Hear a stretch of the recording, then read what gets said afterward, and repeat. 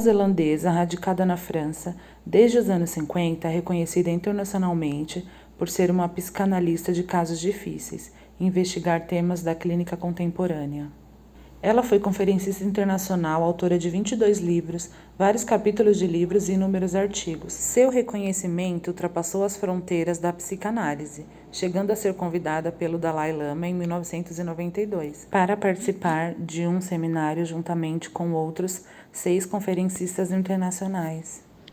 A originalidade do método McDougall está associada a uma teorização flutuante, como contrapartida da associação livre do analisando, inseparável dos movimentos transferenciais e contratransferenciais presente no tratamento psicanalítico, onde a apresentação dos relatos clínicos e a teorização estão de tal forma interrelacionados que as novas contribuições da autora emergem como fatos naturais de um desenvolvimento teórico e clínico. Em 1950, Joyce, casada com o educador Jimmy McDougall, foi viver na Inglaterra, onde permaneceu até 1953. Logo após sua chegada à Inglaterra, Joyce escreveu aos analistas que conhecia por meio de suas leituras, entre os quais Anna Freud e Winnicott, para perguntar-lhes sobre as possibilidades de formação.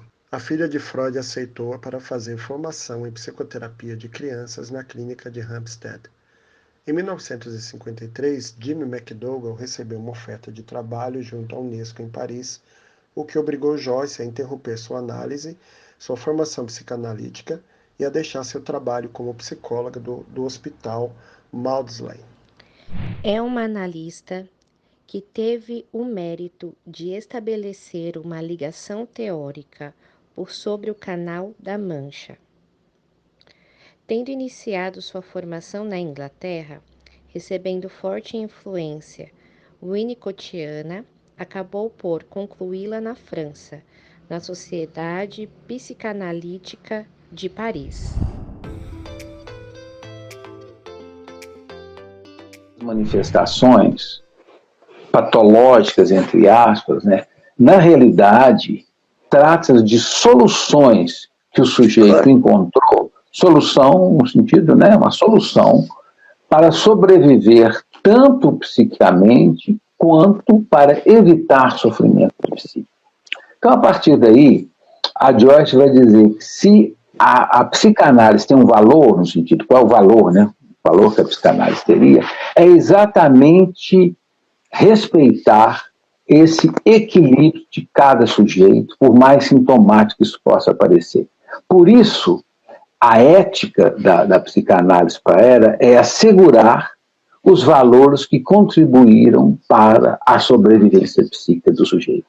Então, adotar essa postura como um valor fundamental é, claro, né, respeitar o equilíbrio de cada sujeito, por mais sintomático que possa parecer, né?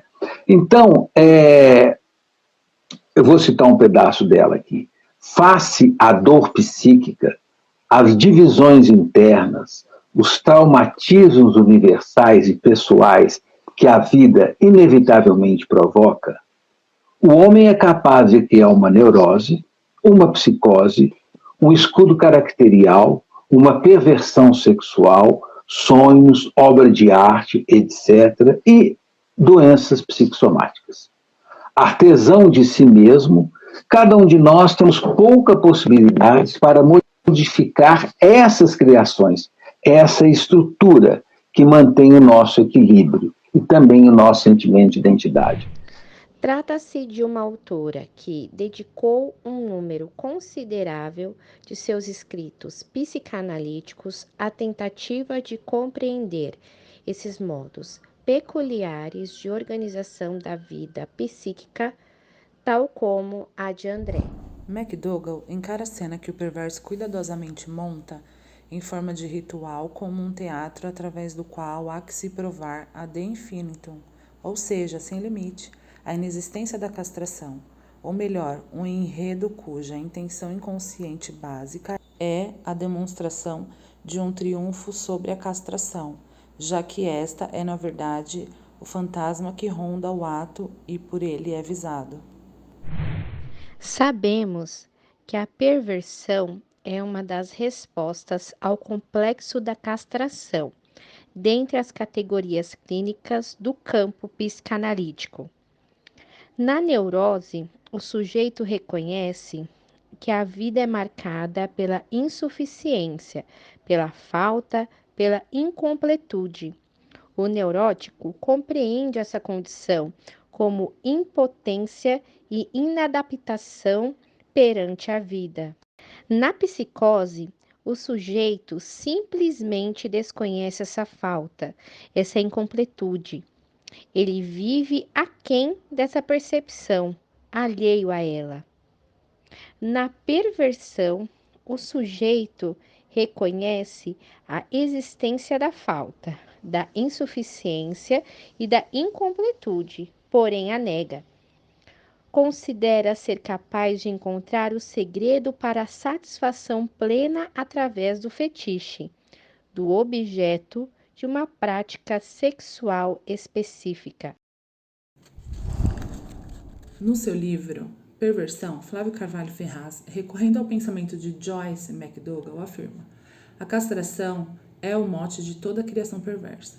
A cena que o perverso cuidadosamente monta em forma de ritual é um teatro através do qual tenta provar incessantemente a inexistência da castração. Daí o caráter compulsivo de busca sexual do perverso, pois, diante da evidência sempre presente da realidade, ele não pode ter descanso em seu afã de proteger-se da angústia e de, a seu modo, negá-la e escamoteá-la. Mais do que desejo, trata-se de angústia, a força que move o perverso em direção ao ato sexual. A sexualidade funciona assim como uma droga. Não está no registro do prazer, própria da sexualidade como tal, mas no registro da necessidade. Ao termos acesso ao conteúdo descrito da análise de André, feita por Ferraz, podemos perceber que a castração é, de fato, o ponto de partida para a criação perversa. A angústia advinda da percepção da falta é tamanha que, no caso do sujeito perverso, ele tenta suplantar essa falta numa busca incessante por algo capaz de lhe proporcionar um gozo. A perversão, no estudo desse caso, emerge numa prática sexual fora dos padrões vigentes, entre aspas. Através desse caráter compulsivo, em sua busca do ato sexual desviante, de alguma maneira André distancia-se da realidade onde a angústia se encontra numa busca incessante por evitar a qualquer custo o sofrimento psíquico. Concordamos com a afirmação de Joyce, citada por Flávio Ferraz, de que esta compulsão demonstrada por André se assemelha à do drogadicto, que se vê escravizado pela imposição da saciedade do seu desejo, ou melhor dizendo, da sua necessidade ou da sua insuficiência. Ferraz está certo ao afirmar que o que compulsivamente move André em direção ao ato sexual arriscado e desviante não é o desejo de prazer, mas a angústia que ele tenta negar. Daí o fato da sexualidade atuar como uma droga na vida do André. Na encenação perversa retratada no caso de André, o ato sexual é uma necessidade a ser suprida compulsivamente, onde ele deseja sempre desempenhar nesta cena um papel controlador e que já foi descrito por ele mesmo. Nesse ato sexual estereotipado, André usa inúmeros parceiros como ilusões protetoras na sua luta contra a depressão e a possível perda da identidade, já que a sua identidade é mantida unicamente através desse ato perverso. O mundo aparentemente pleno do André é constantemente ameaçado pela realidade que se impõe através do perigo da doença, das relações superficiais, da teatralidade das suas aventuras sexuais e também da iminência de que o seu mundo de fantasias seja descoberto. A análise revela o quanto seus atos são repetitivos e estereotipados à medida que ele relata os seus feitos para o psicanalista. Nos momentos em que não consegue conceber a sua cena teatral, ele é tomado de uma grande angústia, por isso busca montar o seu script rapidamente para pôr em prática o seu plano de sair desse lugar angustiante. Em seus relatos, André demonstra ter profundo medo da solidão, fato que o levou a buscar a análise. Porém, André projetava a sua infelicidade sempre para o futuro, embora já a vivenciasse diariamente no tempo presente. Em sua teoria acerca das neossexualidades, a Joyce McDougall ratifica que os sujeitos ditos perversos sexuais são apenas indivíduos que não conseguem, por uma falha psíquica, lidar com suas próprias angústias, que barram os caminhos normais da libido. Assim sendo, os sintomas psicológicos são, na verdade, tentativas de cura de si mesmo e de evitar o sofrimento psíquico. Pela impossibilidade de seguir o que Freud chama de meta sexual normal, o sujeito recorre a subterfúgios para lidar com as próprias dores e saciar o seu incessante desejo/necessidade.